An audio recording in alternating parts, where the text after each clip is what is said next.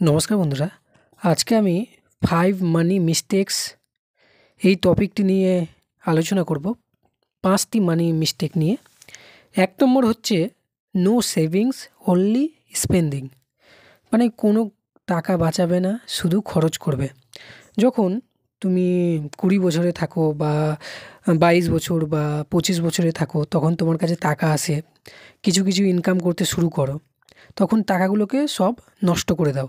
এখানে ওখানে ভালো মোবাইল কিনে, ভালো ড্রেস কিনে, এগুলোতে টাকা নষ্ট করে দাও। তো ব্র্যান্ডের পিছনে গেলে হবে না।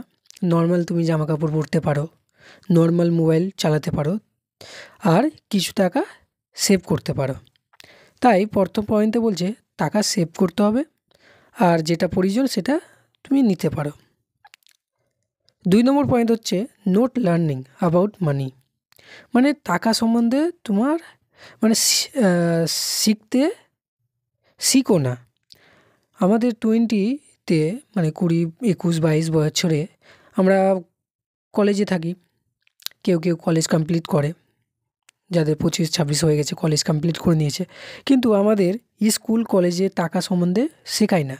তাই আমাদের নিজে থেকেই শিখতে হয়, বিভিন্ন বই পড়ে বা অন্য কাউকে অবজার্ভ করে শিখতে হয় কীভাবে টাকা সেভিংস করতে হয়, ইনভেস্ট করতে হয়, কোথায় খরচা করতে হয়, এগুলো শিখতে হয়। ৩ নম্বর পয়েন্ট হচ্ছে একটি ইনকাম সোর্স, শুধু এক জায়গা থেকেই ইনকাম আসা, এটা অনেক ভয়ঙ্কর জিনিস। তো তোমাকে কী করতে হবে, প্রথমে একটি জায়গা থেকে ইনকাম আসে, তো আস্তে আস্তে ৫ বছর হোক, ৬ বছর হোক, যত বছর লাগুক, আস্তে আস্তে দ্বিতীয় ইনকাম সোর্স বের করতে হবে, তারপরে তৃতীয় বের করতে হবে, ৪-৫টা ইনকাম সোর্স বের করতে হবে।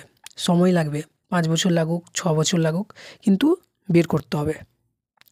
৪ নম্বর পয়েন্ট হচ্ছে ইনভেস্টমেন্ট না করা, মানে আমাদের মেন বয়স হচ্ছে ২০ থেকে আমাদের হালকা হালকা করে ইনভেস্ট করা দরকার।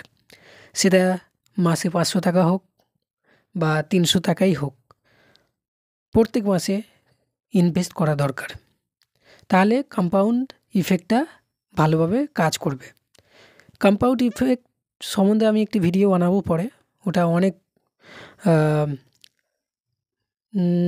একটা বলে না, আইনস্টাইন বলেছিল কম্পাউন্ড ইফেক্ট আথওয়া আজুবা আছে। তো কম্পাউন্ড ইফেক্ট নিয়ে আমি পরে একটি ভিডিও বানাবো। কম্পাউন্ড ইফেক্টের অনেক পাওয়ার আছে, ক্ষমতা আছে। তো যত কম বয়সে তুমি টাকা ইনভেস্ট করবে, তত তোমার টাকা বাড়বে। ৫ নম্বর পয়েন্ট হচ্ছে লাইফস্টাইল দেখিয়ে টাকা নষ্ট করা।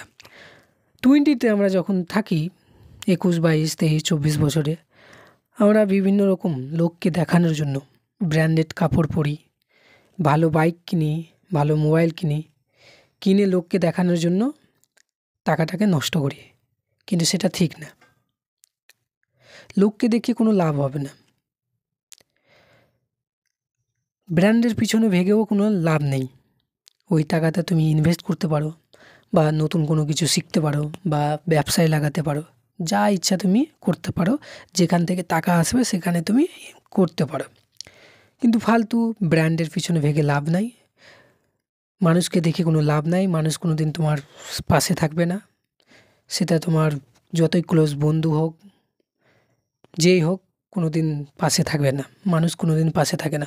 হয়তো একজন থাকে যেটা নিজের রিলেটিভের মধ্যে থাকে, একজন সাহায্য করে, নয়তো কেউ বেশি সাহায্য করবে না তোমার খারাপ সময়ে। তাই জন্য লোককে দেখিয়েও কোনো লাভ নাই। নিজে বাঁচো আর টাকা সেভ করো।